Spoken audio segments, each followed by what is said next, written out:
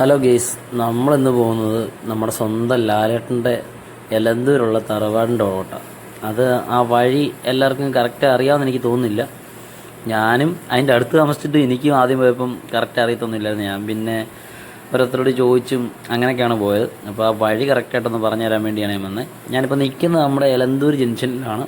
ഈ എലന്തൂർ ജംഗ്ഷനിൽ നിന്ന് വലത്തോട്ടാണ്ട് പോകുന്നുണ്ട്. എന്ന് വെച്ചാൽ ഞാൻ കോഴഞ്ചേരി നെല്ലിക്കാല റോഡിൽ നിന്നാണ് വന്നത്. എലന്തൂർ ജംഗ്ഷനിൽ വന്നു.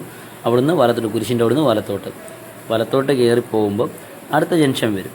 അടുത്ത ജംഗ്ഷൻ വരുന്ന ഇച്ചിരി ഒരു 1/2 കിലോമീറ്റർ ഉണ്ടെന്ന് തോന്നുന്നു. 1/2 കിലോമീറ്റർ കഴിയുമ്പം എലന്തൂർ ചന്തയുണ്ട്. ആ ചന്തയുടെ അവിടുന്ന് വേണം നമുക്ക് അടുത്ത് തിരിയാൻ.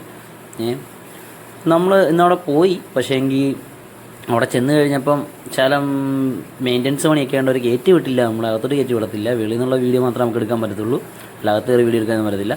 ഇത് ചന്തയാണ്. ഈ ചന്തയുടെ അവിടുന്ന് നമുക്ക് ലെഫ്റ്റിലോട്ടൊരു വഴിയുണ്ട്. ആ ലെഫ്റ്റ് വഴി കയറി പോകുന്നതായിരിക്കും നമുക്ക് എളുപ്പം. അങ്ങനെയാണെങ്കിൽ പറഞ്ഞു തരാൻ നമുക്ക് എളുപ്പം. ഈ ലെഫ്റ്റ് കയറി പോവുക.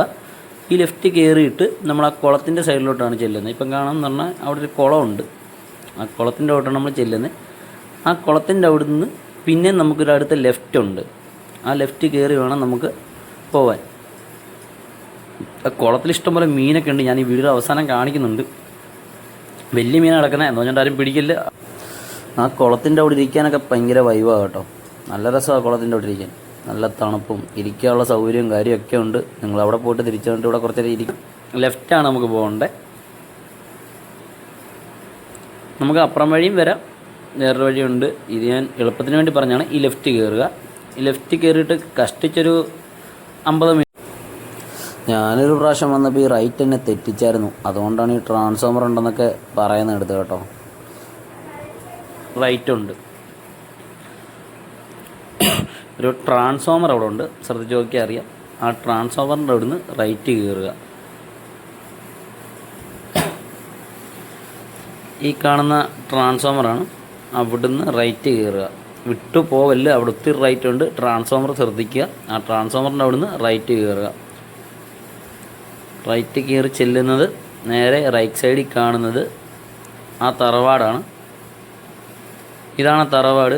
നമ്മൾ ചെന്നപ്പോൾ അവർ ഗേറ്റ് തുറന്നിട്ടേക്ക് വരുന്നു.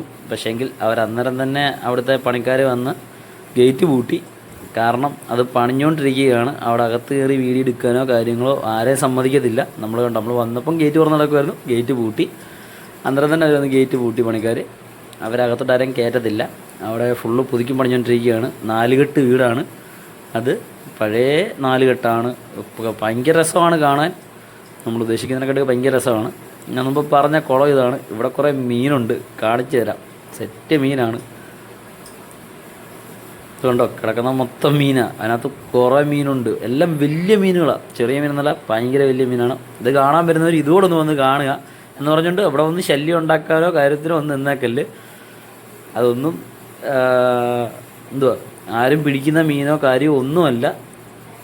കണ്ടല്ലോ, ഭയങ്കര വലിയ മീനുകളാണ്. ആരും അതിനെ പിടിക്കാനോ നോക്കാനോ ഒന്നും ചെയ്യില്ല. ഞങ്ങൾ പോയിട്ട് തീറ്റി പോലും കൊടുത്തില്ല. കാരണം വെച്ചാൽ നമുക്ക് അറിഞ്ഞുകൂടാ. തീറ്റി കൊടുത്തിട്ട് ആൾക്കാരെന്തെങ്കിലും വിഷം ഉണ്ടാക്കും ഇല്ലതുപോലെ നമുക്ക് അറിഞ്ഞൂടാ. അതുകൊണ്ട് നമ്മൾ തീറ്റി പോലും അതിന് കൊടുത്തിട്ടില്ല. ചെന്നറിനെ കാണുന്ന ഇതാണ്. സെറ്റാണ്. പിന്നെ ഞാനിപ്പോൾ പറഞ്ഞില്ലേ വേറൊരു വഴിയുണ്ടെന്ന്. നമ്മൾ ആ ചന്ദ്ര അവിടെ നിന്ന് ലെഫ്റ്റ് കയറിന് വരെ ഇച്ചിരി മുന്നോട്ട് വരുവാണെങ്കിൽ ഈ കാണുന്ന വഴി ലെഫ്റ്റ് കയറി നമുക്ക് അങ്ങോട്ട് പോകാൻ പറ്റും. ഞാൻ മറ്റേ